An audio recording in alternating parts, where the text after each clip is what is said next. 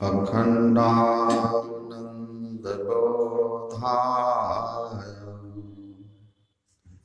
शिष्यसन्तापहारिणे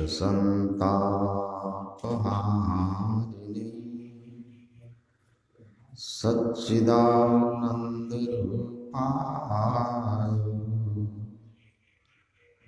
रामाय गुरवे नमः।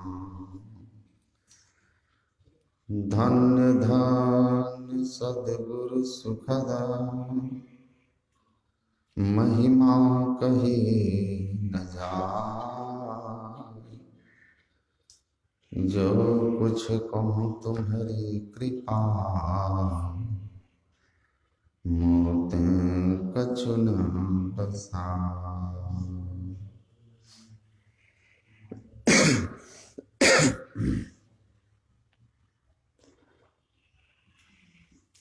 मंच पर विराजमान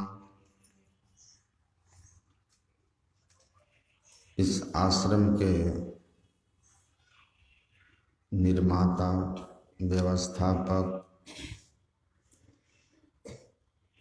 कर्मयोगी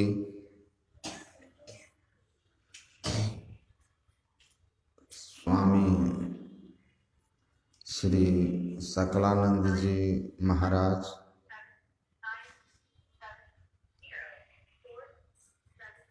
धनबाद जिला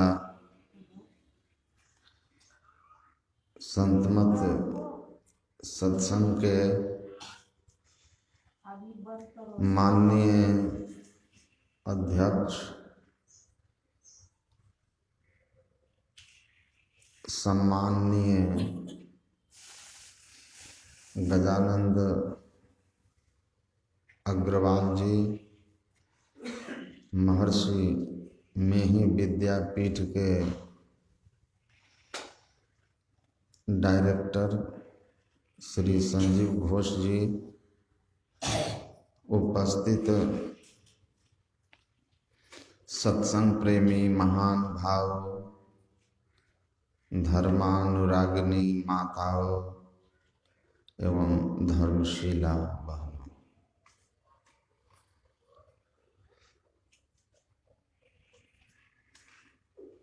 बहुत दिनों के बाद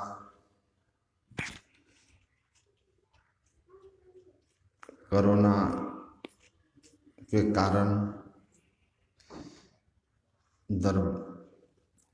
धनबाद जिला में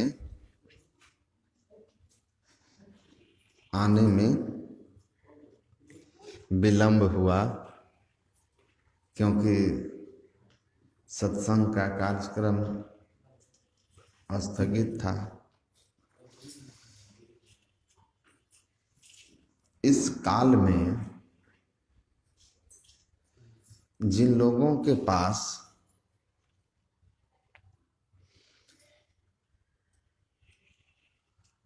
योग की, ध्यान की युक्ति थी, उनका समय सही सही गुजर गया, लेकिन जिनके पास यह ज्ञान नहीं था,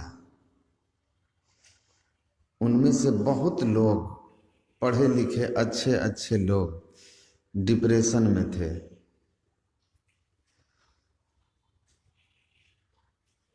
तो इस योग की, इस अध्यात्म ज्ञान की महिमा को बोल बोल करके हम लोग जितना नहीं समझा पाए,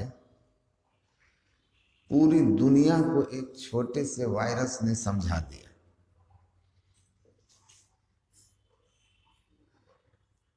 कि कितना महत्वपूर्ण ज्ञान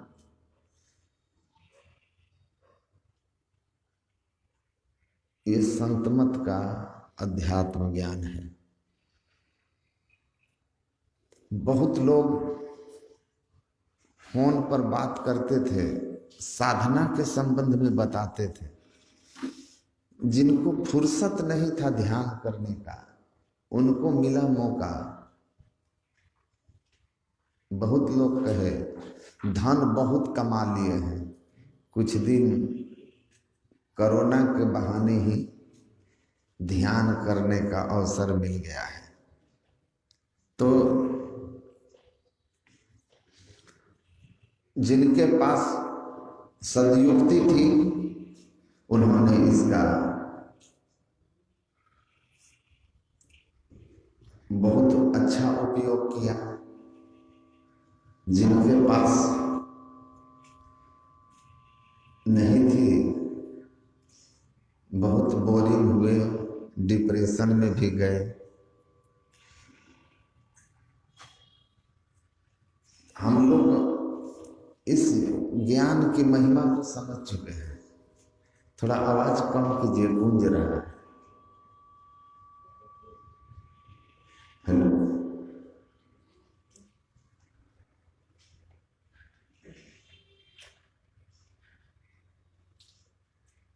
हम लोगों ने जो अभी पाठ में सुना उस ग्रंथ का नाम है, कम कीजिए ना,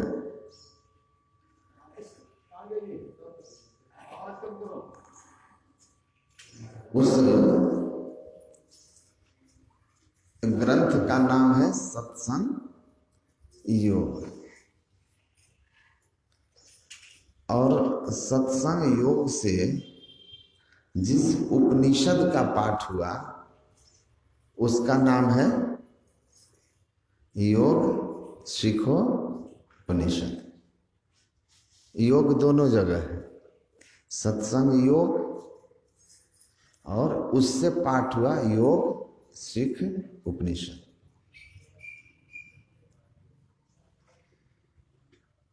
उपनिषद वेद का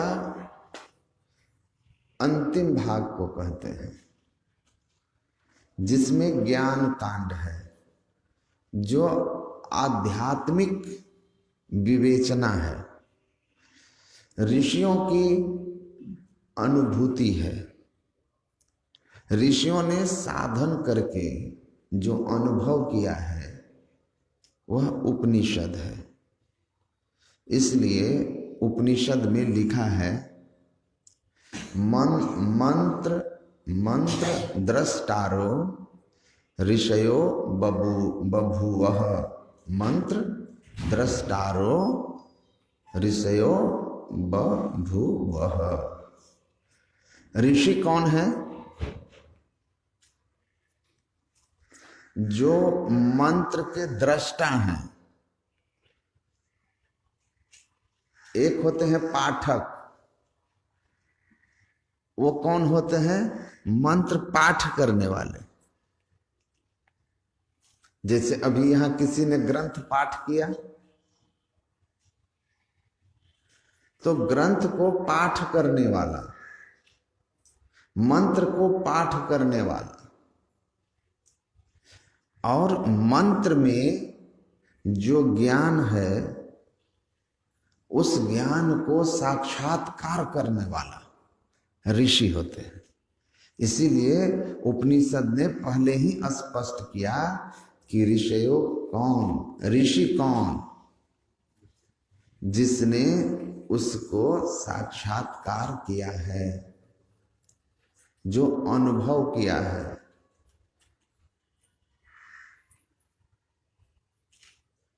सदगुरु महाराज क्या कहते हैं?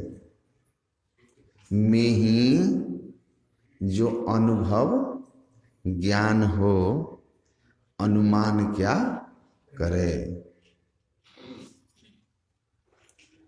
तो जिसने अनुभव किया वो ऋषि है। एक श्रवण ज्ञान होता है जो आप सुनकर जानते हैं, पढ़ के जानते हैं, और जो सुना पढ़ा उसके ऊपर मनन करते हैं, विचार करते हैं, तो हुआ मनन ज्ञान। फिर आप सदगुरु की बताई सदयुक्ति से साधना करते हैं, तो साधना काल में जो कुछ भी हमें जानने में आता है उसको कहते हैं निधिध्यासन ज्ञान। चलते हुए रास्ते का जो बोध है वह है निधिध्यासन ज्ञान। और लक्ष्य पर पहुंच गए और तब जो आपने जाना उसको कहते हैं अनुभव ज्ञान। महर्षि संत सेवी परमहंस जी महाराज कहते थे अनुभव का अर्थ क्या है? अनु मतलब पीछे, अब भव मतलब होना। तो कहते थे जो सबसे पीछे जो ज्ञान होता है उसको कहते हैं अनुभव ज्ञान।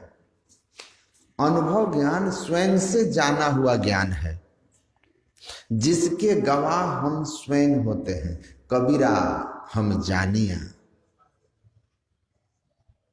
कबीरा हम जानिया, जब जानिया तब मन मानिया। लोग ना पतीजे तो क्या कीजे। अगर कोई विश्वास नहीं करता है तो नहीं करे, लेकिन कबीरा हम जानिया। निज नैना देखे हिया आखी, तस तस तुलसी कह कह भाखी। निज नैना देखे है आखिर। निज नैना मतलब निज माने आत्म, आत्म दृष्टि से हमने उसको देखा। और तस तस तुलसी कह कह भाखी, ये उधार का ज्ञान नहीं है। यह न शास्त्र से लिया गया है, ना ही चिंतन के स्तर का है, ना ही निधिध्यासन काल का है, अनुभव काल का ज्ञान है। लक्ष्य पर पहुंच करके लक्ष्य की बात कहता है। ज्ञान कहे अज्ञान बिनु, तम बिनु कहे प्रकाश, निर्गुण कहे जो सगुण बिनु, सो गुरु तुलसी दास। कहते हैं ज्ञान कहे अज्ञान बिनु, ज्ञान की बात कह रहा है तो अज्ञान से ऊपर उठ करके कह रहा है। ज्ञान की बात ज्ञान की अवस्था में जाके कह रहा है। तम बिनु कहे प्रकाश, तम से परे ऊपर उठ करके प्रकाश में पहुंच करके प्रकाश की बात कह रहा है।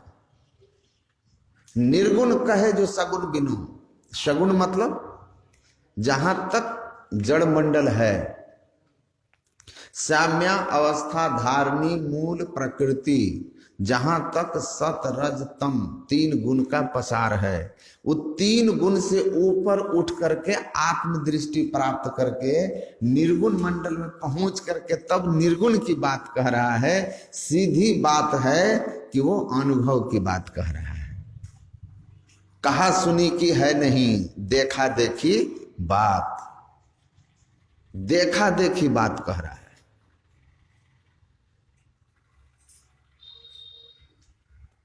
तो देखा देखी वाली बात अनुभव की बात है। तो ऋषि कौन है? जो देखा देखी वाले हैं।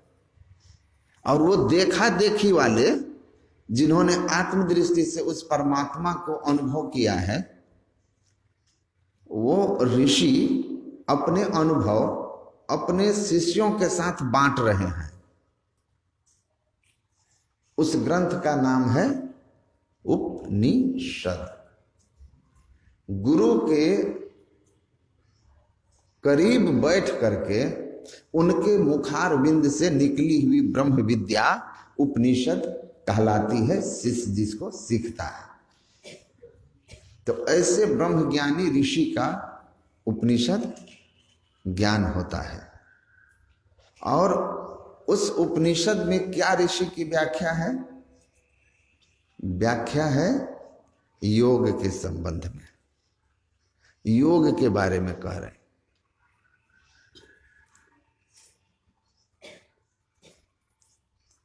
तो योग के बारे में कह रहे हैं तो उस उपनिषद का ही नाम है योग शिख। ग्रंथ में कहते हैं ना कि पुस्तक का जो नाम होता है ना, उस नाम को पढ़ के पता चल जाता है कि इसके अंदर किस संबंध में चर्चा की गई है। तो योग शिख, योग की चर्चा है। कौन से योग की? शिख मतलब हिंदू लोग जो यहां रखते हैं ना, मुंडन कराते हैं और यहां बाल छोड़ देते हैं, उसको क्या बोलते हैं? शिखा। उसको चोटी भी लोग बोलते हैं, टीक भी बोलते हैं। तो वो शरीर में कहां पर होता है? सबसे श्रेष्ठ स्थान पर होता है, शीर्ष पर होता है। इसलिए योग शिख का अर्थ हुआ वो ऐसा उपनिषद जो श्रेष्ठ योग की बात कहने वाला है। श्रेष्ठ योग की चर्चा जिस उपनिषद में होगा उसी का नाम है योग शिख उपनिषद। तो श्रेष्ठ योग है, इसका मतलब क्या होगा? वो अपने क्लास में फर्स्ट है। तो कंपैरेटिव है ना ये, इसका मतलब कोई सेकंड थर्ड भी होगा ना। जब तक दूसरा नहीं है तो फर्स्ट कहां से होगा? टॉपर तो तब होगा ना जब कंपटीशन होगा, दूसरे भी होंगे। तो श्रेष्ठ योग, इसका मतलब हुआ कि और भी योग हैं। तो भगवान शिव सारे योग शास्त्र के जनक माने जाते हैं और ये उपदेश भी शिव के द्वारा ही ब्रह्मा जी को किया गया है। इसीलिए शिव जी जानते हैं अच्छी तरह से योग के संबंध में। तो वो बता रहे हैं कि ये श्रेष्ठ योग है। उपनिषद में लिखा है सुकश्च वाम देवश्च द्वे सुति देव निर्मिते सुकस विहंगमं प्रोक्तः वामदेवः पिपीलिकाः। दो तरह के ईश्वर कृत मार्ग हैं, दो योग का वर्णन है। पहला है शुकदेव मुनि का और दूसरा है वामदेव मुनि का। वामदेव का जो योग है उसको पिपीलिका मार्ग कहते हैं और शुकदेव जी महाराज का जो मार्ग है उसको विहंगम मार्ग कहते हैं। पिपीलिका क्या होती है? चींटी। चींटी को पिपीलिका कहते हैं। तो चींटी जो है अगर वृक्ष पर चढ़ेगी फल खाने के लिए तो जड़ से चढ़ेगी, फल खाएगी। अगर उसी बगीचे में दूसरा भी वृक्ष है, अब उस वृक्ष का फल चींटी को खाना है तो क्या करेगी? नीचे आएगी, फिर दूसरे पेड़ के जड़ पर जाएगी, फिर वहां से चढ़ेगी और तब दूसरे फल को खाएगी।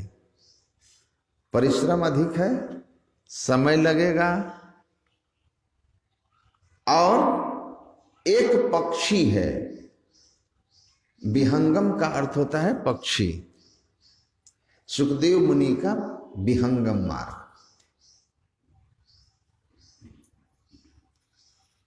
वो अगर पक्षी एक वृक्ष पर बैठी है, किसी फल को खा रही है और उसके मन में हुआ कि हम दूसरे वृक्ष का फल खाएं, तो वो क्या करेगा?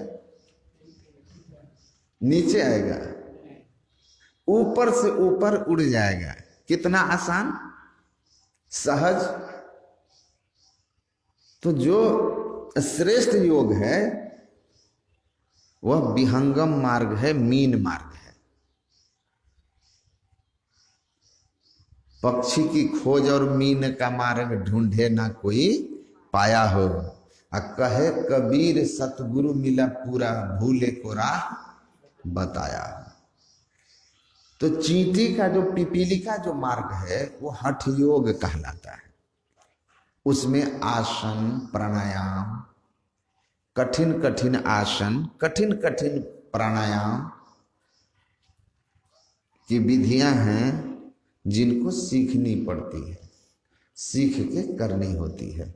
उसमें आपको गृह त्याग करके हठयोग क्रिया में पूर्ण पारंगत गुरु के साथ रह करके नैति धौती जैसी कठिन क्रियाओं को करना होगा, और उसको करने में पूर्ण ब्रह्मचर्य पालन करना अति आवश्यक है।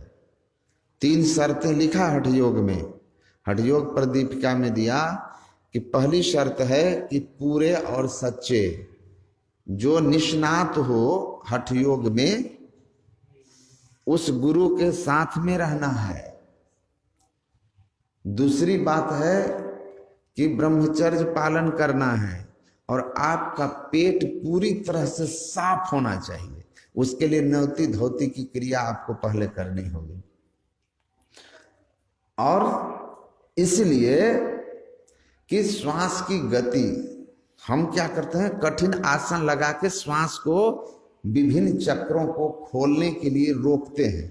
5 चक्र है ना, चींटी नीचे से चढ़ती है ना, तो नीचे से चक्र शुरू होता है। सबसे नीचे मूलाधार चक्र है।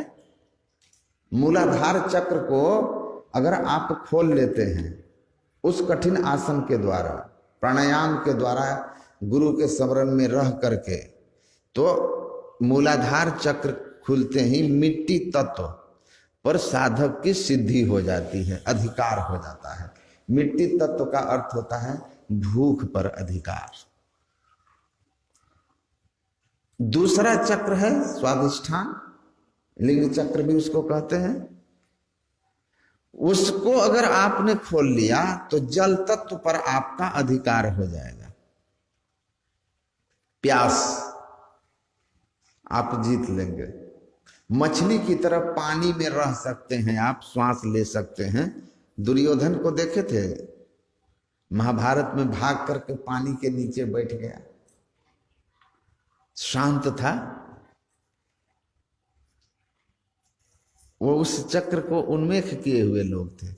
पहले केवल शास्त्र की पढ़ाई होती थी, इतिहास पुराण की भी पढ़ाई होती थी, ज्योतिष विज्ञान की भी पढ़ाई होती थी, वनस्पति विज्ञान, आयुर्वेद, खगोल विद्या, लेकिन उसके साथ साथ अध्यात्म विद्या भी थी। तो शौभरी ऋषि को भी प्राप्त था। 1000 वर्ष तक पानी के भीतर ही तपस्या करते रह गए थे। तो आप तीसरा चक्र खोलते हैं, नाभि चक्र, तो तीसरे तत्व पर आपका अधिकार होता है, अग्नि तत्व पर। हृदय चक्र खुल गया तो वायु तत्व पर। हवा के तरह आप कहीं भी जा सकते हैं आकाश में। और जिसने 5वें को भी खोल लिया, कंठ चक्र तक, कहते हैं वो आकाश तत्व पर भी अधिकार कर लिया। वो जब चाहे जहां चाहे प्रकट हो सकता है। श्यामाचरण लाहिड़ी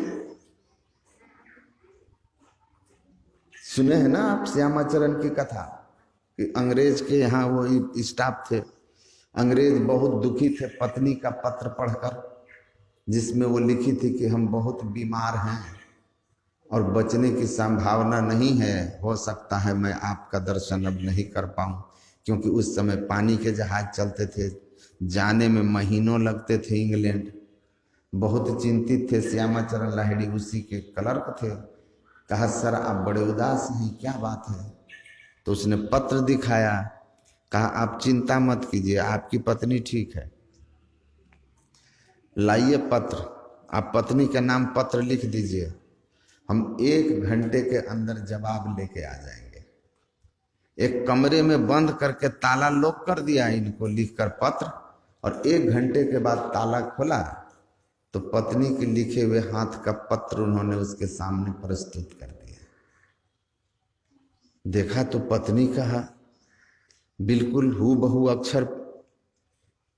बड़ा आश्चर्य हुआ, लेकिन संतोष हुआ मन को कि अक्षर उसी का है, और इसने तो देखा भी नहीं कि नकल कर ली। कुछ दिनों के बाद पत्नी भारत आई। पत्र में वो लिखी थी कि मैं ठीक हूं, और जल्द ही भारत आने वाली हूँ। जब वो भारत आई तो इनके ऑफिस गई, तो वहाँ श्यामाचरण लाहिड़ी भी थे। तो श्यामाचरण पर जैसे नजर पड़ी तो अभिवादन की, क्योंकि परिचित थी ना, मिली थी उससे। फिर अपने पति से बात करने लगी तो उनके पति ने कहा कि पहचानती हो तुम इसको? तो बोली हाँ, यही महाशय तो आपकी चिट्ठी लेकर के मेरे पास आए थे। तो बोला कि बहुत आश्चर्य की बात है कि मैं तो इसको यहां कमरे में बंद करके रखा था और ये 1 घंटे में चिट्ठी लेकर के आ गया इंग्लैंड जा करके। तो उसकी पत्नी कहती है कि आश्चर्य तो हमको भी हुआ। पहले तो ये आए और हमको बोले आपके पति बहुत चिंतित हैं, ये पत्र लीजिए और इसका जल्दी जवाब लिख करके दीजिए। तो मैं जल्दी में जवाब लिख के दे दी। अब फिर दोबारा जब आपका पत्र देखी तो देखी कि इसमें तिथि तो उसी दिन की है, आज की तिथि है। तो आज की तिथि देख करके मुझे बहुत आश्चर्य हुआ कि आज की चिट्ठी आज इंग्लैंड कैसे आ सकती है, महीनों लगते हैं आने में। बाहर निकल के देखी तो महाशय कहीं नहीं थे। तो वो तो संत थे, उनके लिए ये सब बड़ी छोटी बात है। लेकिन हठ योग की क्रिया में जो इन अवस्थाओं को, इन चक्रों को भेदन कर लेते हैं, उनमें भी ये सिद्धि आ जाती है। लेकिन ये कितना खतरनाक है कि सबसे संभव नहीं है, सबसे संभव नहीं है। इसके आसन इतने कठिन हैं कि वो आसन पर आप टिक नहीं पाएंगे। फिर श्वास की गति को रोकने का तरीका है, और इसमें खतरा इतना कि थोड़ा सा भी भूल हुआ ना विधि में तो आपकी जान जा सकती है। इसीलिए कहा इस हठ योग के बारे में, यथा सिंहो गजो व्याघ्रो भवेद वैश्य शनैः शनैः तथा सेवितो वायु रण्यथा हंति साधकम। जैसे जंगली शेर को, हाथी को, चीता को बड़ी सावधानी से धीरे धीरे धीरे ट्रेंड किया जाता है, बस में किया जाता है, तब उसको सर्कस में उपयोग किया जाता है। उसी तरह प्राणायाम, श्वास को रोकना, आसन लगाना, हठ योग की क्रिया बड़ी सावधानी से की जाती है और धीरे धीरे इसका साधन बढ़ाया जाता है। क्योंकि थोड़ी भी चूक हो गई तो रण्यथा हंति साधकम, साधक की जान चली जाती है। गुरु महाराज कहे ना कि लक्ष्मीनाथ गोसाई के एक शिष्य थे, हठ योग में बड़े पारंगत थे। एक बार वो अपने मुंह में दतुअन डाल करके निकाल करके नली साफ करते थे। दतुअन डालने में दूसरी तरफ दतुअन चला गया। जब तक उनके गुरु महाराज को लोग बुलाते तब तक इनका प्राण छूट गया, प्राण छूट गया। तो ये सब सिद्धियां आ जाती है हठ योग से। कठिन आसन, कठिन योग, जान का खतरा और गृह त्याग, गुरु का सानिध्य, पूर्ण ब्रह्मचर्य, भोजन पर बहुत संयम। मैं हिमालय क्षेत्र में जब रहता था तो मैंने वहाँ एक ऐसे हठ योगी से मिला था और देखा था मैंने उसका आसन। उसका आसन देख करके हमको आश्चर्य हो गया था कि ऐसे तो आदमी मर जाएगा। तो ये सारी सिद्धियां जो आपको मिलती है हठ योग से, श्रेष्ठ योग के लिए भगवान शिव कहते हैं कि जो श्रेष्ठ योग है, ये वामदेव का जो पिपीलिका मार्ग है, ये जिन सिद्धियों को इतनी कठिनाई से प्राप्त कराता है, ये सुखदेव मुनि का जो राजयोग है, विहंगम मार्ग है, मीन मार्ग है, ये बड़ा आसानी से प्राप्त करा देता है। कहाँ से? यानी यानी ही प्रोक्तानी पंच पद में फलानि वे तानि सर्वाणि सुतरा मेताज ज्ञानात् भवन्ति ही। भगवान शिव फिर कहते हैं कि इन 5 पद्मों के, 5 चक्रों के कठिन आसन और उपाय से बेधने से जो सिद्धि और शक्ति प्राप्त साधक को होती है, वो सारी सिद्धियां और सारी शक्तियां कहाँ प्राप्त हो जाती है? राजयोगी को सीधे छठे चक्र के ध्यान से, जिसको सुषुम्ना ध्यान कहते हैं। विहंगम मार्ग, चींटी नीचे से आई मूलाधार से, और ये छठे चक्र सहस्रार में पहुंचा। और राजयोगी सीधा कहां से साधन करते हैं? छठा चक्र से। हम लोगों को कहां से ध्यान बताया गया? छठे चक्र में। चित्तवृत्ति का निरोध कहां करना है? छठे चक्र में करना है। तो ये श्रेष्ठ योग है, छठे चक्र में करो। तो इस योग का उपदेश करते हैं। ये सबसे होने योग्य है। राजमह राजा, जोगमह योगी, तप में तपीसुर, गृहस्थ मह भोगी, ध्याय ध्याय भक्त सुख पावा, नानक तिस पुरुष का किन अंत न पावा। ये सब कर सकते हैं। ये राजयोग है, श्रेष्ठ योग है। नानक सतगुरु भेंटिया, पूरा होवे जुगति, हसन दिया, खेलन दिया, खानन दिया, पहनन दिया, बीचे होवे मुक्ति।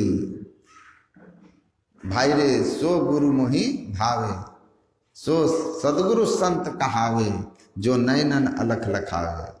प्राण पूज्य क्रिया से न्यारा, भोग में जोग जगावे रे भाई, सोई सदगुरु संत कहा। भोगों के बीच रह करके जो योग की कला सिखा देता है, वो सच्चे संत सदगुरु होते हैं। अवधू भूले को घर लावे, सो जन हमको भावे। घर में जोग भोग घर ही में, घर तज बन नहीं जावे। परिवार के बीच रह करके जो आपको योग की युक्ति बता दे और अपने सहज सांसारिक दायित्वों को निर्वाह करते हुए आप सहजता से संसार सागर को पार कर जाएं, वो सच्चे संत सदगुरु होते हैं। इसी योग का यहाँ पर भगवान शिव ने उपदेश दिया और कहा कि सबके करने योग्य का योग है। और इस योग का फल है कि जीते जी मुक्ति। आपने सुना,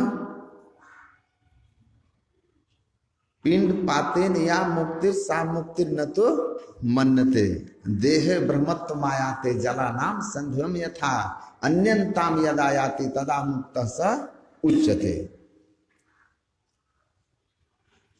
देह के रहते, पिंड पातेन मतलब पिंड मतलब शरीर। इस शरीर के गिरने से पहले, अर्थात इस शरीर से हमारा चेतन आत्मा का संबंध छूटने से पहले, सीधा भाव कि जीवन काल में जो परमात्मा से मिल लिया, माया के आवरण को जो सूरत पूर्ण समाधि में जाकर एकता की अनुभूति कर ली, वह जीवन मुक्त पुरुष होता है।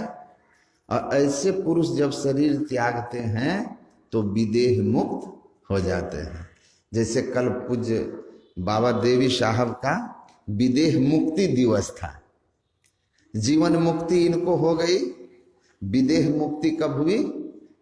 1919 के 19 जनवरी को गुरु महाराज ने कुप्पा घाट की गुफाओं में जीवन मुक्ति कब प्राप्त किया? 1933-34 में।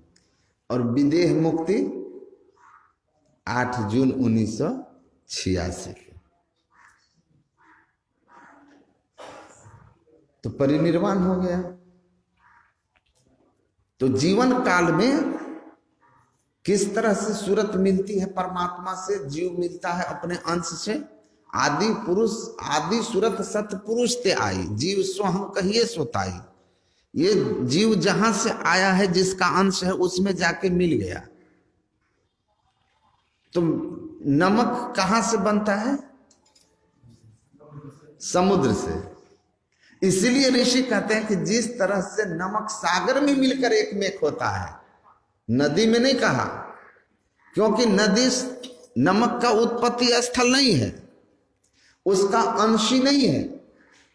नमक का अंशी सागर है, तो सागर में नमक मिलकर एक मेक होगा। उसी तरह परमात्मा से जीव की उत्पत्ति हुई है। ईश्वर अंश जीव अविनाशी, तो परमात्मा से एक मेक होगा वो जीवन काल में, तो वो मुक्ति कहलाएगा। वो मुक्ति हुआ, असली मुक्ति वही है। बाकी सब मुक्तियां कहने मात्र की हैं, समय पाकर के फिर वह संसार चक्र में फंसा ही देती है। मैं एक जगह दिल्ली में एक मित्र के आग्रह पर एक कथा सुनने के लिए गया था। तो उसमें सुना रहे थे कि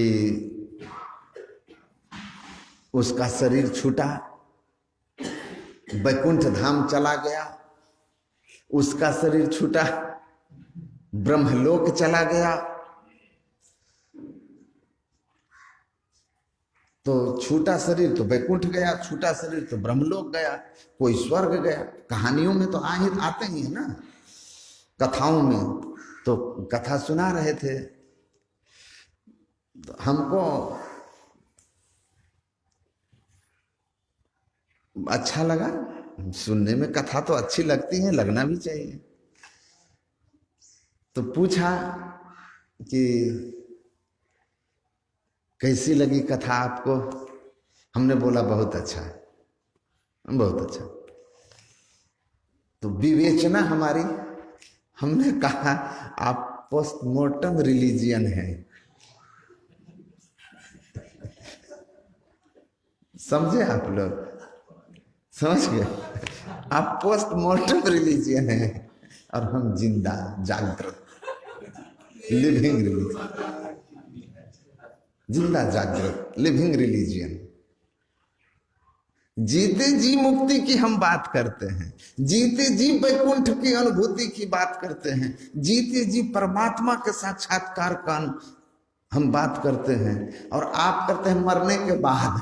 तो पोस्टमार्टम तो मरने के बाद ही होता है ना, जिंदा आदमी का तो पोस्टमार्टम नहीं होता। तो बोले आप पोस्टमार्टम रिलीजियन है, रिलीजियन वाले हैं, और मैं लिविंग रिलीजियन हूं। साधो भाई जीवत ही करो आशा, जीवत समझे जीवत बुझे, जीवत मुक्ति निवासा। जीवत कर्म की फांस न काटी, मुए मुक्ति की आशा। तन छूटे जीव मिलन कहतु है, सो सब झूठी आशा। अब ही मिला सो तब ही मिलेगा, नहीं तो जमपुर वासा। दूर दूर ढूंढे मन लोभी, छूटे न गर्भ तरासा। साध संग की करे न बंदगी, कटे कर्म की भाषा। तो जिंदा धर्म है हमारा संत मत, जिंदा धर्म है। ये सब गुरु महाराज हमको स्फुरना देते हैं, सही सही समय पर सही उत्तर। वो उसका जो चेहरा आप देखते, उस कथाकार की जो चेहरा देखते ना, देखने लायक था। वो सोच भी नहीं सका कि ऐसा उत्तर आने वाला है सामने वाला से कि कैसी लगी कथा। मैंने कहा पोस्टमार्टम रिलीजियन है। तो जीते जी मुक्ति है यहां, देह के बाद नहीं, पिंड पातीन वाली बात नहीं है। श्रेष्ठ योग है यह, जीवत ही करो आशा।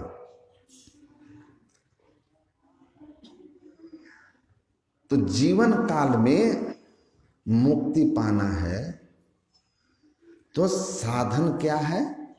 जिससे हम आए हैं वहीं जाकर के हमको जीवन काल में ही मिल लेना है। तब जब हमारी आयु पूरी होगी, प्रारब्ध पूरा होगा, तो शरीर त्यागेंगे तो फिर वहीं जाएंगे, नहीं तो फिर हमको पुनर्जन्म लेना पड़ेगा।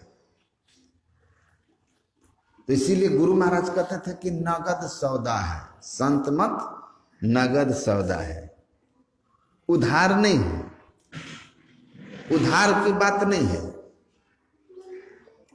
नगद है। करो और पाओ, में ही जो अनुभव ज्ञान हो, समझा में ही लखा नमूना, बात है सतहित की। कहते हैं सत और हित की बात है, हमने नमूना देख लिया। तो श्रेष्ठ योग है यह विहंगम मार्ग, मीन मार्ग, राज योग। भगवान शिव कहते हैं, हे ब्रह्मा जी, जिनको मुक्ति पाना हो उनको क्या करना है? तो कहते हैं उसको ज्ञान और योग दोनों का सहारा लेना होगा। ज्ञान और योग। क्या ज्ञान? ज्ञान योग हीनम कथम ज्ञानम मोक्षदम भवति है भो, योगोपि ज्ञान हीनस्तु न क्षमो मोक्ष कर्मणि तस्मात् ज्ञानम च योगम च मुमुक्षु दृढ़ मभ्यसे। ज्ञानहीन, योग के बिना ज्ञान नहीं होता और ज्ञान के बिना योग नहीं होता। तो क्या चाहिए मुमुक्षु को? योग और ज्ञान दोनों को अभ्यास करना चाहिए। अब एक बात आप सोचिए, गुरु महाराज ने कहा संतमत दर्शन, मोक्ष है ना, मोक्ष दर्शन, उसमें क्या कहते हैं कि संतमत किस चीज का प्रचार करता है? ईश्वर भक्ति का। कैसी ईश्वर भक्ति का प्रचार संतमत में होता है? ज्ञान योग युक्त, ज्ञान योग युक्त ईश्वर भक्ति है ना। ज्ञान योग युक्त ईश्वर भक्ति का प्रचार होता है। एक पंक्ति है ज्ञान योग युक्त, मतलब भक्ति इसका मतलब और भी है।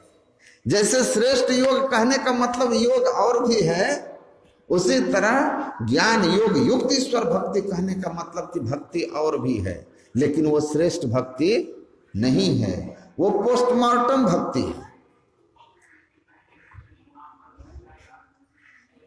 जीवन काल में मुक्ति वाली भक्ति नहीं है। तो जीवन काल में मुक्ति के लिए श्रेष्ठ भक्ति है ज्ञान योग युक्त। ज्ञान कहते हैं जानने को, योग कहते हैं मिलने को। तो किससे मिलना है? यह ज्ञान है। कैसे मिलना है? यह भी ज्ञान है। और जब मिल गए तो योग है। तो लक्ष्य का ज्ञान, किससे मिलना है? यह लक्ष्य है ईश्वर से। किसको मिलना है? जीव को। कैसे मिलना है? ध्यानाभ्यास करो, सत्सद ही चातक दृष्टि बनाई हो, उलटी पाछी लो पैड़ो पकड़ो पसरा मना बटोर, कहे कबीर सुनो भय साधो तब पयो निष्ठौर। आपने पाठ सुना है। तो कैसे मुड़ना है, मिलना है? तो उल्टी पाछी लो पैड़ो पकड़ो, बहिर्मुख से अंतर्मुख होना है, उसके लिए ध्यान का अभ्यास करना है। तो ध्यान अभ्यास के द्वारा फैली हुई बहिर्मुखी चित्तवृत्ति को अंतर्मुखी करके ऊर्ध्वगति प्राप्त कर लेना है, और इस तरह से ऊपर की ओर बढ़ते हुए माया के आवरण से मुक्त होकर के परमात्मा से मिलना है। ये ज्ञान आपको हो गया तो मिलने के लिए अभ्यास कीजिए, मिलने के लिए अभ्यास कीजिए। और ये जो मिलने का अभ्यास है, मिलना है, जो योग है, ये साधना जो है, इसको ठीक ठीक समझ लेना है। ईश्वर के बारे में ठीक ठीक समझ लेना है।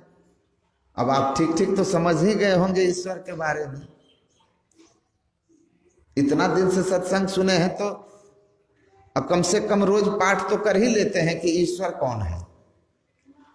जो परम तत्व, आदि अंत रहित, असीम अजन्मा अगोचर, सर्वव्यापक और सर्वव्यापकता के परे है, उसे ही सर्वेश्वर सर्वाधार मानना चाहिए।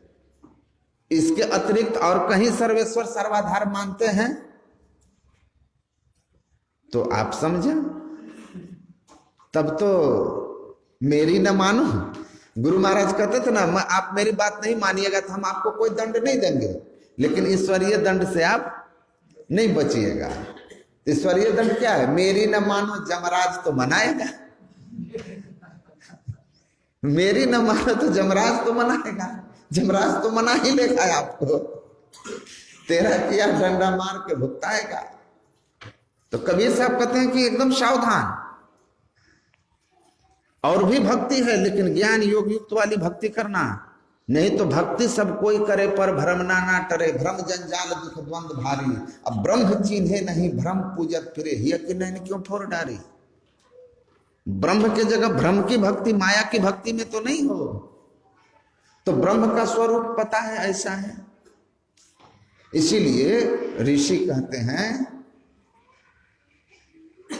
कि वह परमात्मा वेदाह में तम पुरुषम महांतम मादित्य वर्णम तमसः परस्ता तमेव विदित्वादि मृत्यु मेति नान्यो पंथा विद्यते यनायः। स्पष्ट एक ही मार्ग है। गुरु महाराज कहे ना, परमात्मा तक जाने का एक ही मार्ग है, और वो मार्ग अंतर मार्ग है। अंतर मार्ग है।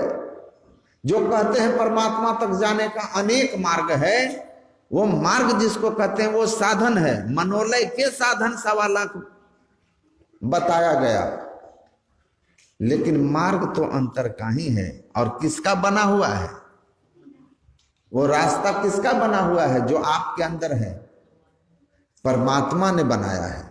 किससे बनाया है? जय कृष्णा मूर्ति लिखते हैं, the path that leads to God is not made of any material things. परमात्मा की ओर जाने वाला जो रास्ता है वह किसी भौतिक पदार्थ का बना हुआ नहीं है। ये देखते हैं ईंट का बना हुआ है, अलकतरा उसमें चिप्स डाल के आप बनाते हैं, सीमेंट से ढलाई करते हैं। तो धरती के रास्ते भौतिक पदार्थ के बने हैं। वो कहते हैं परमात्मा तक जाने का जो रास्ता है वो किसी भौतिक पदार्थ का बना हुआ नहीं है। अब उसको बनाने वाला भी कोई भौतिक व्यक्ति नहीं है, उसको बनाने वाले स्वयं परमात्मा है। और सब मनुष्य के अंदर में है। वो किस चीज का बना हुआ है? तब भौतिक नहीं है तो किस चीज का है? जय कृष्णा मूर्ति की मैंने पुस्तक पढ़ी, उन्होंने स्पष्ट नहीं लिखा, सिर्फ लिखा कि रास्ता बनाने जो रास्ता है वो किसी भौतिक पदार्थ का नहीं है, वो अभौतिक है।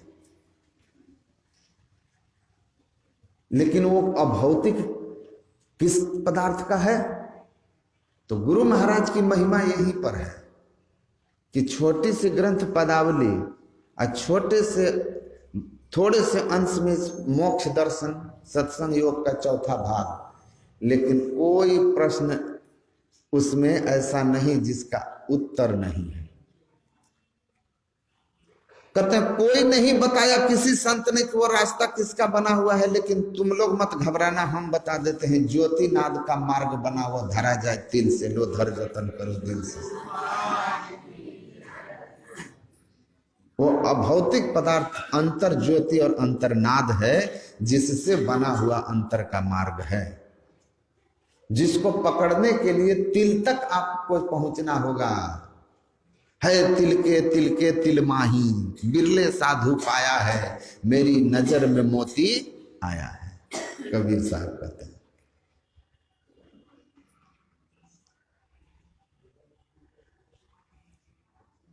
पुतली में तिल है, तिल में भरा राज कुल का राज, इस पर्दे सियाह के जरा पार देखना, तुलसी साहब कहते हैं। तो धरा जाए तिल से,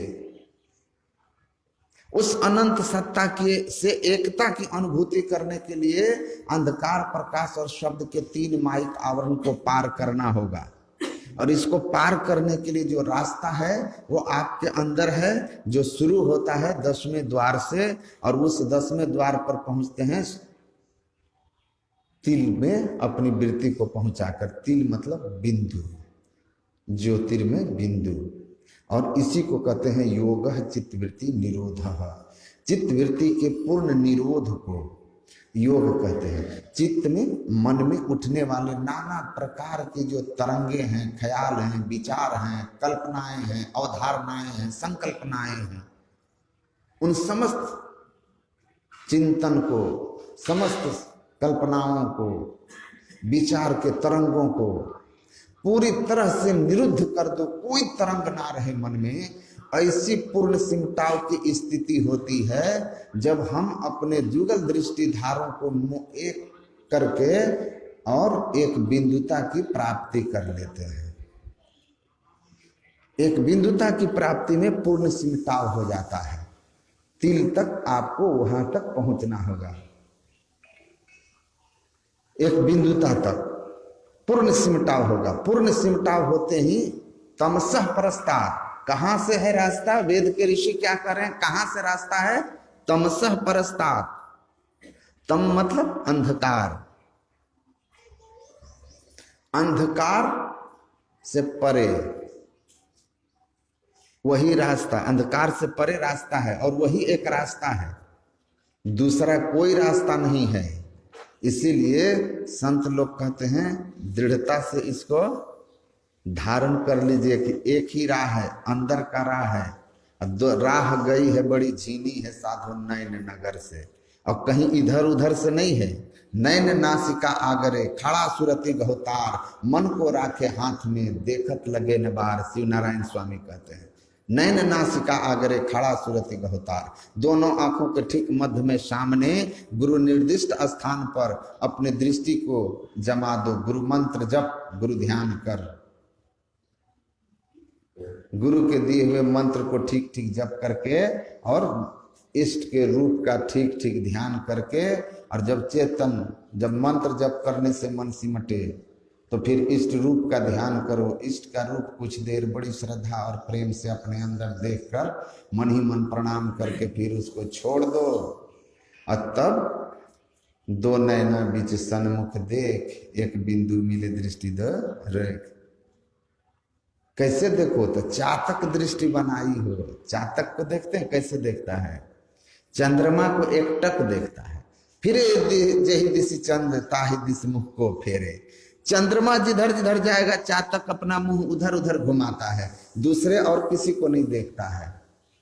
वैसे ही जो अपने आप को अपने इष्ट में स्थिर करते हैं और उसके बाद बिंदु पर दृष्टि को टिका देते हैं, और इसके सिवा और किसी भी तरह का सुंदर से सुंदर, दिव्य से दिव्य रूप उनके सामने आ जाए, उस ओर से अपने ख्याल को हटा करके निदर ही सरित सिंधु सर भारी, और रूप बिंदु जल हो ही सुखारी। एक टक उस अंधकार के मध्य में अध ऊर्ध और बाएं दाएं पिछू पांचों त्याग, षष्ठ बीचों बीच एक निशान दृष्टि कीला, जो एकदम सहज शांत होकर के तन थिर, मन थिर, बचन थिर, सुरत निरत थिर होए, कह कबीर वा पलक को कल्प न पाए को। ऐसी स्थिति हो जाए, उससे जो सुख आपको मिलेगा कल्प में भी नहीं मिल, कल्प में उसकी बराबरी नहीं हो सकती, कल्पना भी नहीं आ सकता। वो कैसा सुख है जब आप पूर्ण शांत हो जाते हैं।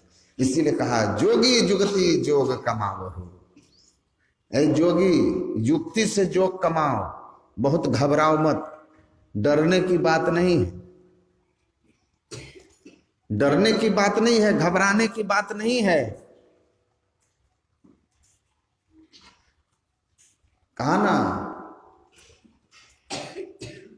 मुश्किल कुशा है रूबरू जिसने तुझे पंजा दिया। ये मुश्किल है, लेकिन डरो मत। मुश्किल को हल करने वाला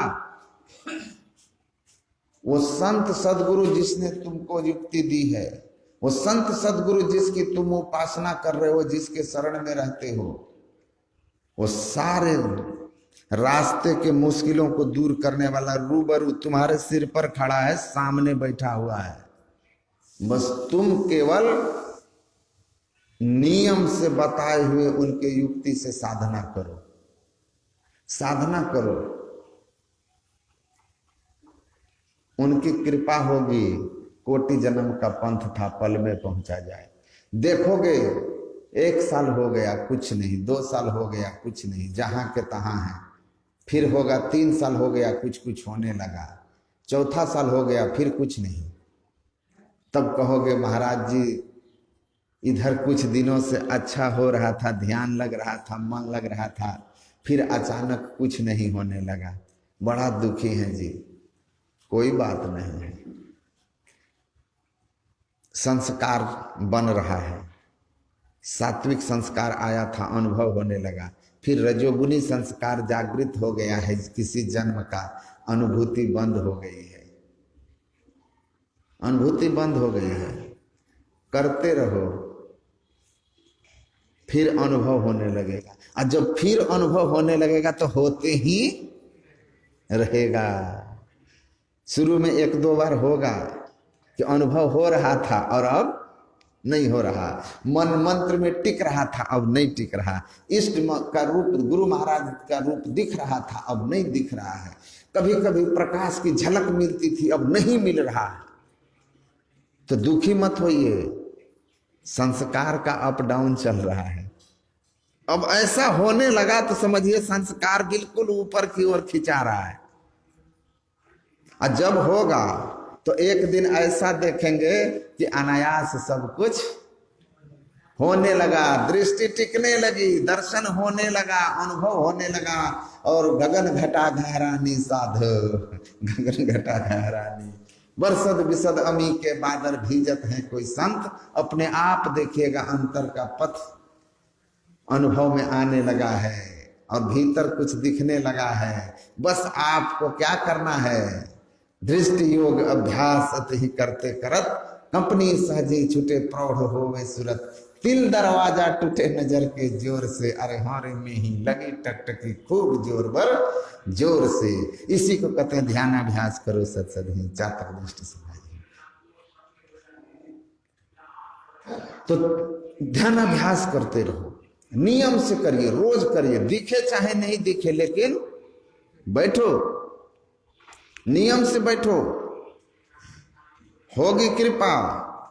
क्योंकि कृपा करने वाला साथ में ही है। बस देख रहा है बच्चा खिलौने में खेल रहा है तो हमें भी क्या जरूरत है, खेलने दो। जैसे खिलौना छोड़ करके आप रोना शुरू कर देंगे, माँ तो काम करते हुए भी नजर आप पर ही रखी है, बस आपको उन पर नजर रख ले जानी है, उनकी नजर तो है ही।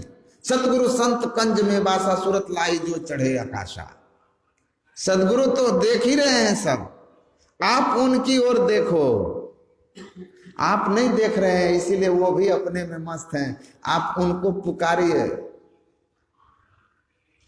देखिए। कहा ना, अखिया लागे रहन दो साधो हृदय नाम संहार, और रीझे बुझे साहब तेरा कौन खड़ा है द्वार।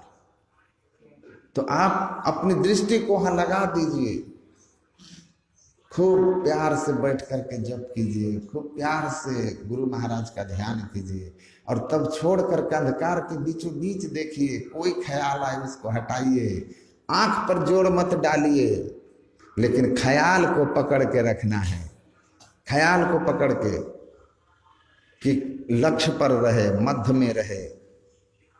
किसी तरह के बादल उमड़े घुमड़े चिंतन का तो उसको हटाइए, दृष्टि को टिकाइए। टिकने लगा ना एक बार दिख जाना चाहिए बस, तो ठीक ठीक पता चल जाता है कि द्वादशांगुल कहां पर है। कहते ना, द्वादशांगुल पर्यंते नासागरे विमलंबरे संविद्यसी प्रसम्यंताम प्राणस्पंद निरुद्धते, गंग जमुन सरस्वती संगम पर संध्या करुणित भाई, अदृष्टि उगल कर अंगुल द्वादश पर दृढ़ थिर धर ठहराई, प्राणस्पंद बंद हो जाई मन होत जाई चंचलाई। तो ये मन की चंचलता दूर होगी, एक बिंदुता पर जाकर प्राणस्पंदन रुक जाएगा, सुषुम्ना खुल जाएगा। जोगी जुगति जोग कमावहु, सुषुम्ना घर बैठ आसन सहज ध्यान लगावहु। प्रगति ज्योति आकार अनुभव शब्द स्वहं गावहु। अब चलहु मठ के त्यागी जोगी बिना पर उड़ जाहु। यारी कहे यह मत विहंगम अगम चढ़ फल खावहु। यारी कहे यह मत विहंगम सुकश्च विहंगमः प्रोक्तः। राजयोग है मीन के पक्षी की खोज और मीन का मार्ग ढूंढे ना कोई पाया हो। यह विहंगम मत है। सुषुम्ना घर बैठ आसन सहज ध्यान लगा वो।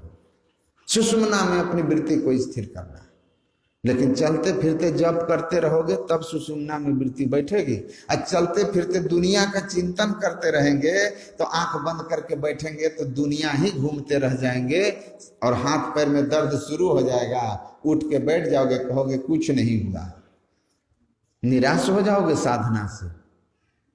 इसीलिए चलते फिरते काम करते हुए भी मन को जप में लगा के रखेंगे, तब बैठेंगे ध्यान करने, तुरंत जप से मन स्थिर होगा। गुरु महाराज दर्शन देंगे, तुरंत गुरु महाराज को नमन करके दो नैना भी सन्मुख देख तो देखने भी लगेंगे। और दिखने लगेगा तो यारी कहे या मत विहंगम अगम चढ़ के लिखा, ऊपर की ओर उठने लगेंगे। त्यागी मठ को चलहु जोगी, मठ शरीर त्यागने लगेगा। तन संग त्याग त्यागी उड़ लीजे, धार धरी जोरे अमी ही चेतन ज्योति शब्द की सो पकड़ी जोरे। यारी साहब जो करें गुरु महाराज वही करें, तन संग त्यागी त्यागी उड़ लीजे। जैसे वृत्ति सिमटाव हुआ, एक बिंदुता पर गए, स्थूल शरीर से निकल गए, पिंडदान हो गया। पिंडदान हो गया और इस पिंड को दान जो कर दिया उसको गया के पिंडदान से तो प्रेत योनि में बहुत लोग गए हैं। और इस तरह संत की युक्ति से जो विहंगम मार्ग पर चलकर पिंडदान कर दिया, नरक तो उसका हमेशा के लिए छूट ही गया। ऊपर उठो, सूक्ष्म शरीर, कारण शरीर, महाकारण शरीर, नादानुसंधान, नादानुसंधान शुरू कर दो। आसीद बिंदु ततो नाद, नादात शक्ति समुद्भव, नाद रूपा महेशानी चिद रूपा परमा कला। आसीद बिंदु ततो नाद, जैसे बिंदु मिलता है तो गुरु की युक्ति से अंतर्नाद को पकड़ लीजिए और उस अंतर्नाद के सहारे आकाश की ओर उड़िए। ज्योतिनाद अगुवाई तुम ही ले जाएंगे, अब तो वही आपको लेकर जाएगा। पूज्यपाद महर्षि संत सेवी जी महाराज कहते थे कि हवाई जहाज पर आप बैठ जाते हैं, चलता हवाई जहाज है, पहुंच आप जाते हैं। उसी तरह चित्तवृत्ति के सिमटाव करके जो एक बिंदुता पर पहुंच जाता है, बिंदु और नाद अगुवाई तुम ही ले जाएंगे। अब वो समझो वायुयान पर बैठ गया है, चलेंगे वो और पहुंचेंगे हम। कहाँ पहुंचेंगे हम? परमात्मा के धाम में सहजता से पहुंच जाएंगे, सहजता से पहुंच जाएंगे, कोई कष्ट नहीं। मारियो बाण घाव नहीं तन में, बाण तो लग गया लेकिन घाव नहीं हुआ और बाण से आनंद आ गया। शरीर में बाण लगा और बाण से आनंद आ गया। देखिए कैसा है, एक एक सारे जड़ावरण से मुक्त होकर के आत्म स्थिति हो जाएगी, अब परमात्मा बोध हो जाएगा। एक मेक हो जाइएगा परमात्मा से, जीते जी पिंड पाते निया मुक्ति नहीं, अन्यंताम यदा याति, जीवन काल में हो जाएगा। लेकिन इन सब कुछ हो जाएगा, पर एक चीज याद रखिएगा, सत्य पुरुष एक बसे पश्चिम दिशी, तासों करो निहो, आवे दर्द राह तो लावे, तब पई हो निज ठौर। सत्य पुरुष एक बसे पश्चिम दिशी, तासों करो निहोर। किससे निहोर करना है? इसके लिए किससे निहोरा करेंगे, किससे आरजू विनती करेंगे? सत्पुरुष। सत्पुरुष कौन? सत्पुरुष कैसे हो वो पुरुष? बसे पश्चिम दिशी, पश्चिम दिशा में रहने वाला। पश्चिम दिशा में कौन रहेगा? पश्चिम दिशा किधर? इधर मक्का वाला नमाज पढ़ते हैं ना पश्चिम दिशा मुंह करके। कहते हैं पश्चिम दिशा कबीर साहब की दिशा को समझिए। कबीर साहब ने किसको पश्चिम दिशा कहा? जिसको तुलसीदास कहते हैं ज्ञान कहे अज्ञान बिनु तम बिनु कहे प्रकाश।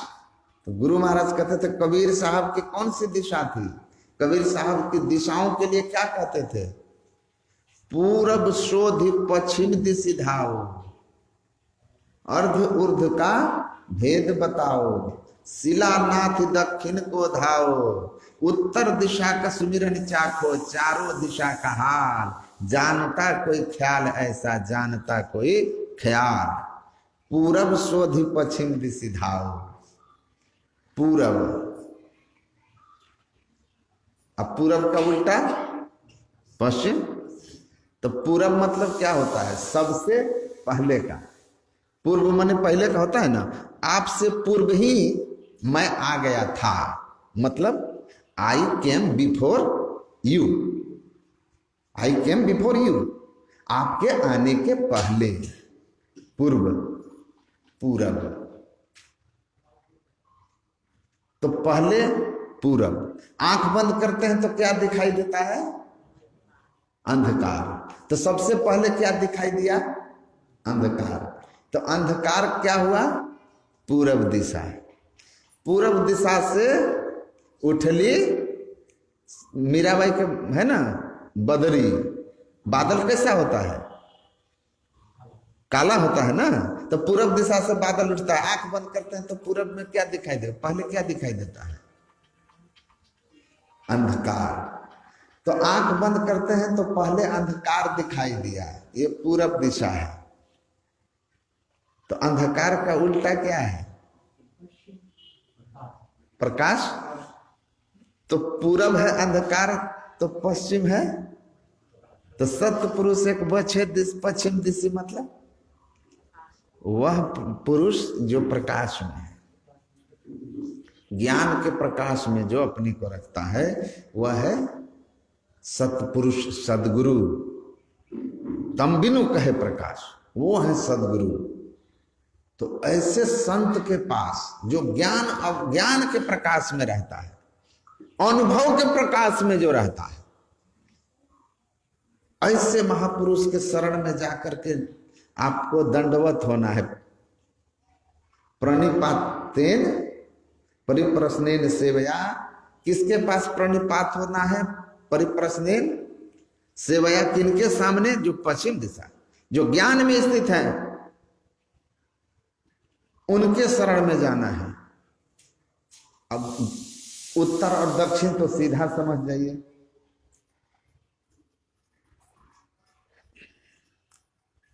उत्तर मतलब सबसे बाद में होता है ना। आपने नक्शा देखा है? नक्शे में सबसे ऊपर कौन सा दिशा होता है? पिंड माही ब्रह्मांड में गुरु महाराज ने उत्तर लिखा है उसको, उत्तर पद, ऊपर। तो सबसे ऊपर क्या है? उत्तर दिशा है। तो सबसे ऊंचा पद क्या है? निःशब्दम परमम पदम। तो परम पद निःशब्द मंडल है। तो उत्तर का उल्टा क्या होगा? दक्षिण। और निःशब्द का उल्टा शब्द। तो शब्द दाहिनी ओर की सुनते हैं, शब्द मंडल हो गया दक्षिण दिशा, और निःशब्द हो गया उत्तर दिशा, अंधकार हो गया पूरब दिशा, प्रकाश हो गया पश्चिम दिशा। ये कबीर साहब का दिशा है। तो ऐसे महापुरुष के पास आप रहिए, उनके शरण में जाइए, उनसे निहोरा कीजिए। तो वो क्या करेंगे? आपको आवे दर्द। आप जब कहेंगे ना हाथ जोड़ करके, प्रेम भक्ति गुरु दीजिए, बिनवाओ कर जोड़ी, पल पल छोड़ न छोड़िए, सुनिए गुरु मोरी। तो वो क्या करेंगे? गुरु दया दया करे, दिए भेद बताए, महाअभागी जीव के लिए भाग जगाए। उनको दर्द होगा तो आपको भेद बता देंगे कि किस तरह से आपको योग साधना में लगाना है। तो आप इस अंधकार में पड़े हुए कोनो हासु की मानंदो, निपज्जलते सती अंधकारे न वो न धापदीपम न गवेशथः। भगवान बुद्ध कहते हैं, अरे एक राजा के यहाँ उत्सव चल रहा था, कहा कि राजा के यहाँ आनंद उत्सव चल रहा है। भगवान बुद्ध कहते हैं कि आनंद उत्सव और राजा के यहाँ कैसा आनंद उत्सव, कैसा आनंद भाई? अंधकार में जो पड़ा हुआ है उसके जीवन में कोई आनंद नहीं है। आषाढ़ घाढ़ अंधार घट में ता तो दुख अपार है, वो तो दुख अपार में पड़ा हुआ है। गुरु कृपा ते भेद ले तम तोड़ी दुख निवारी। कहते कैसा आनंद, कैसी खुशी। अंधकार में पड़े हुए तुम प्रकाश की खोज नहीं करते हो। राजा महाराजा कुछ भी हो जाओ, तुम्हारे जीवन से दुख का अंत नहीं हो सकता है। इसीलिए भगवान राम ने हनुमान जी को कहा कि बहु शास्त्र कथा कंथारो मंथे न वृथेव किम अन्वेष्टव्यम प्रयत्न न मारुति ज्योतिरांतरम। अनेक तरह के कथाओं को मथने से क्या लाभ। हे मरुत पुत्र, पवन पुत्र, अत्यंत यत्नवान होकर के अपने अंतर की ज्योति का खोज करो। अंतर ज्योत मिल गया तो समझ लीजिए कि बाट खुली तब जानिए अंतर भया उजास। रास्ता मिल गया आपको। और ये राह इतना प्यारा राह है कि संत लोग कहते हैं कि भाई अंदर का राह खुला तो समझो कि आनंद आपके जीवन में बढ़ना शुरू हुआ। और ये आनंद बढ़ते रहेगा, क्योंकि आप बढ़ के किधर जा रहे हैं? आनंद के स्रोत के पास। तो जैसे जैसे आप हिमालय की तरफ जाएंगे, जैसे जैसे ना पर्वत चोटी के करीब सटते हैं ना, तो धीरे धीरे ठंडी हवा आने लगती है। और जैसे जैसे सटते जाते हैं ठंडी बढ़ते जाती है और गर्मी दूर भागते जाती है। वैसे ही अंदर का राह खुला। जैसे जैसे अंदर की ओर बढ़ते जाते हैं परमात्मा की ओर, तो क्या होता है कि वो आनंद का सागर जो लहरा रहा है उसकी ठंडी हवा महसूस तेजी से बढ़ने लगती है। और त्रय ताप जो है ना वो हमारे जीवन से जाने लगते हैं। और हम जब जड़ावरण से मुक्त होते हैं तो शरीर से ही मुक्त हो गए तो दैहिक दैविक भौतिक तापा राम राज काहू नहीं व्यापा। तो जब दैहिक दैविक भौतिक ताप शरीर पर आएंगे, जब शरीर ही नहीं है तो हमको कहां से व्यापा। तो हम उस ओर चलते हैं। इसीलिए संत लोग कहते हैं कि आप आनंद का सागर कहीं बाहर नहीं है। बाहर भ्रमण बाल खेल जैसन अभियंतर धंसु हो। तो अपने अंदर में चलिए और चलिए इसी विधि से। चलना अंदर में है, चलने की विधि है। मंत्र जप कीजिए, इष्ट रूप का ध्यान कीजिए, योग दृष्टि योग और नाद योग, इसका आप ज्ञान सीख लीजिए। इस साधन को कीजिए, अंततः परमात्मा से मिल जाएंगे। और तब समत्वम योग उच्यते, समता के भाव में आकर आप स्थिर हो जाएंगे। और समत्व में जब आप स्थिर हो जाएंगे योग की पूर्णता हो जाएगी। अब सब बराबर हो गया। अब तो सिया राम में सब जग जानी, करहो प्रणाम जोग जुड़ पानी। वो मैं कहानी पढ़ा था, रामानुजाचार्य नए नए युवा अवस्था में, हमारे यहाँ 6 दर्शन प्रमुख है ना, उसमें एक दर्शन के आचार्य हैं वो, तो विशिष्टाद्वैत के रामानुजम आचार्य एक झोपड़ी में रह करके और साधन करते थे नदी के किनारे। और एक बूढ़ी योगिनी साधना में ऊंची अवस्था प्राप्त की हुई थी, वो उधर से आ रही थी, इधर से जा रही थी, वो उधर से आ रहे थे। तो वो दूर हट के खड़े हो गए। तो बूढ़ी खड़ी होकर के कहती है कि बेटा मैं अछूत हूं या तुम्हें मुझसे घृणा है? मेरे तो पुत्र भी तुमसे उम्र में बड़े हैं, तो तुम इतना दूर क्यों खड़े हो? तो उसने कहा कि रामानुजाचार्य कहते हैं माता जी मैं दूर खड़ा इसलिए हूं कि मैं स्नान करके आ रहा हूं। आप स्त्री हैं और अभी स्नान भी नहीं की हैं, तो मैं अपवित्रता के भय से, तो अच्छा मैं तुम्हें अपवित्र दिखती हूं। तो वो चुप रह गए। तो उसके बाद कहती है कि पुत्र, मुझे तो कहीं अपवित्रता नजर नहीं आती, मुझे तो केवल और केवल एक परम पवित्र परमात्मा ही सर्वत्र नजर आता है। अपवित्रता तुम्हारी दृष्टि दोष है, और जिनको भी अपवित्रता दिखती है वो दृष्टि दोष है। मतलब द्वैत में है आप, द्वैत प्रपंच के सागर बुढ़ो सहो दुख भारी। तो जैसे नादानुसंधान करके और हम माइक आवरण से मुक्त होकर के हम प्रभु प्रभु हम एक ही होई, द्वंद्व द्वैत रहे नहीं कोई, मैं ही ऐसी आरती कीजिए भौमह जन्म बहुरी नहीं लीजिए।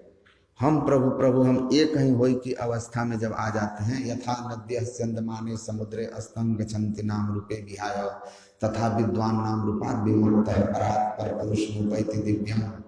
नदी सागर से मिलकर जैसे एक मेक हो जाती है, वैसे माया के आवरण से मुक्त होकर जीव एक मेक हो गया। तो उस अवस्था में जिसको माया के आवरण से ऊपर उठ करके आत्मदृष्टि हो जाती है केवल दशा में जाकर, उसको सर्वत्र ब्रह्म ही ब्रह्म दर्शन होने लगता है। तो सर्व खलविंदम ब्रह्म की स्थिति में होगा तो उसको क्या दिखाई देगा? परम पवित्र परमात्मा। तो सीधा ज्ञान है कि आत्मदृष्टि की प्राप्ति योग करके खोल लीजिए और जीवन काल में ही परमात्मा से एक मेक हो जाइए, तभी आपका कल्याण होगा। और इस पथ पर चल रहे हैं तो इस पथ की यही महिमा है कि नेहाभिक्रमणासु अस्ति प्रत्यवायो न विद्यते स्वल्पम अपि अस्य धर्मस्य त्रायते महतो भय। इस मार्ग पर जो चलते हैं, थोड़ा थोड़ा भी अभ्यास करते हैं, वह मनुष्य शरीर से नहीं गिरते, क्योंकि भक्ति के संस्कार को, योग के आरंभ का नाश नहीं होता, क्योंकि योग के संस्कार को दूसरा कोई शरीर मनुष्य को छोड़ के धारण करने में सक्षम नहीं होता है। इसीलिए पात्र जो जिसको धारण कर सके वही पात्र न मिलेगा। तो मनुष्य शरीर ही वो पात्र है जिसमें योग का संस्कार टिकता है। तो पुनर्जन्म मनुष्य शरीर में होता है, और फिर पूर्व के संस्कार से आप आगे बढ़ेंगे और दिन दिन बढ़त सवाई राम धन कबहू न लागे काई, किसी एक जन्म में जाकर मोक्ष को प्राप्त कर लेंगे, जीवन सार्थक हो जाएगा। तो योग और ज्ञान, ईश्वर के स्वरूप का ज्ञान, उसकी प्राप्ति के साधन का ज्ञान, और उस साधना में अपने समय को लगाइए तो अंततः मिल जाइएगा। ज्ञान अनुभव का भी हो जाएगा और योग की पूर्णता भी हो जाएगी, जीवन सार्थक भी हो जाएगा। और बड़ा सहज है, परिवार में रहो, घर में रहो, खाओ पियो और त्रैकाल संध्या करो और मुक्ति लाभ करो। इससे बढ़कर और इससे सहज और क्या होगा? बोलिए श्री सद्गुरु महाराज श्री सद्गुरु महाराज की। अपराह्न काल 2 बजे से भजन से प्रारंभ हो